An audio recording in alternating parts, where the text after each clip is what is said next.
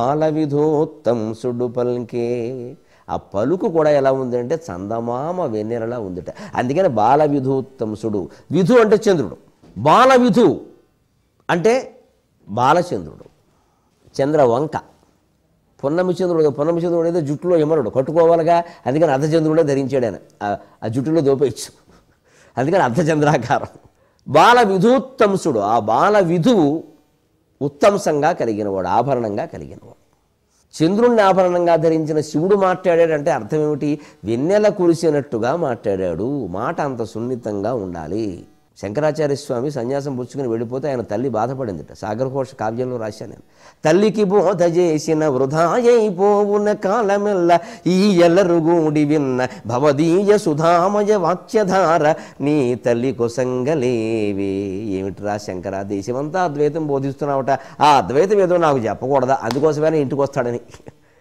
తల్లికి బోధ చేసిన వృధాయైపోవున కాలమెల్ల ఈ ఎల్లరు కూడి విన్న భవదీయ సుధామయ వాక్యధార నీ తల్లి కొసంగలేవే. బహుధా తపియింతును నాదు బిడ్డ మాటల్లకరీ మనోజ్ఞములు. బహుధా తపియింతును నాదు బిడ్డ మాటల్లకరీ మనోజ్ఞములు. ఇటన్ ప్రవహించునే నాకు దక్కునే.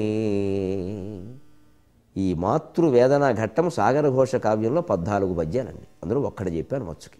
దేశమంతా బోధిస్తున్నావుట అద్వైతం, అద్వైతం ఏదో నాకు చెప్పకూడదా, నాకు అర్థం కాదా అనే పనికి మాలిందన్న. పోనీ అవంకరైనా 2 రోజులు ఇంట్లో ఉంటావు కదా. నాదు బిడ్డ మాటలు లహరీ మనోజ్ఞములు. ఆయన కావ్యాలనే లహరి, శివానంద లహరి, సౌందర్య లహరి, ఆనంద లహరి అని లహరి. అది అలట్రా. ఆ అల ఏదో ఇక్కడ ప్రవహిస్తే బహుధా తపియింతును, శారీరక మానసిక తాపాలతో శరీరం తప్పించిపోతుందిరా, ఇది కూడా ముక్తి కోరుకుంటుంది ఆయన. తల్లికి ఇవ్వకూడదా, దేశంలో అందరికీ ఇస్తున్నావు అని అడిగితే కరిగిపోయి ఆయన రాడండి. అందుకే వచ్చాడు అంచెదశలో. ఆయన కుమారుడు అంటే ఆయన. దేశంలో అందరికీ చెప్పేవాళ్ళం, ఇంట్లో వాళ్ళకి చెప్పలేము, చెప్పాలి. అది మన బాధ్యత. ఎంత సరదాగానో చెప్పాలి.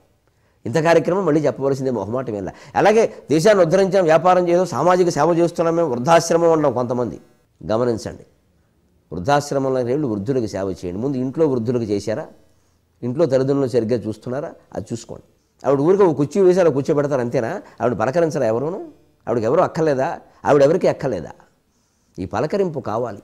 పలకరింపు అంటే పులకరింపు, చన్నీటి చిలకరింపు కావాలి. అది ప్రతి వ్యక్తికి కావాలి. ప్రతి వ్యక్తికి మనం అందించాలి దాన్ని. 90 ఏళ్ళు 9 ఏళ్ళు సమస్య లేదు. అందుకని భార్య, భర్త, పిల్లలు, పెద్దవాళ్ళు, అత్త మామలు, వృద్ధులు అందరూ పలకరించుకుంటూ ఉండవలసిందే నిరంతరం. అప్పుడే సంసారం బాగుంటుంది. అందుకని ఆయన ఇలా దగ్గర కూర్చొని పలకరిస్తూ మాధవ కథా శ్లాఘ సుఖాసక్తుడై పార్వతి. ఎంత మంచి ప్రశ్న వేశావు. ఎందుకంటే నాకు ఇది చాలా సుఖమైన ప్రశ్న. ఎందుకని? నేను ఇదివరకు చదువుకున్నదే ఇంపార్టెంట్ ప్రశ్న అని కాదు. అది స్టూడెంట్ మాట్లాడే మాట. శివుడు ఎందుకు మాట్లాడతాడు? నాకు విష్ణువుని గురించి చెప్పడం అంటే ఎంత ఇష్టమో. ఎందుకని? శ్రీరామ రామ రామేతి రమే రామే మనోరమే సహస్రనామ తత్తుల్యం రామనామ వరాననే మనోరమే. నా గురించి నేను చెప్పమంటావా ఒక్క మాట? ఎప్పుడూ మనస్సులో రామ రామ రామ అని జపం చేస్తూ ఉంటాను. పార్వతి ఆశ్చర్యపోయింది కన్నీళ్లతో. స్వామి, ఇంత గంభీరంగా, ఇంత తీవ్రంగా నన్ను సైతం మర్చిపోయి జపం చేస్తూ ఉంటే నా మీద కోపమేమో అనుకున్నాను నేను. రామజపం చేస్తున్నారా? ఎంత గొప్పవాళ్ళు మీరు. ఎప్పుడు నేను విఘ్నం కలిగించనే మీరు చేసుకోండి, హాయిగా చేసుకోండి. అది భార్య సహకరించాల్సిన విధానం.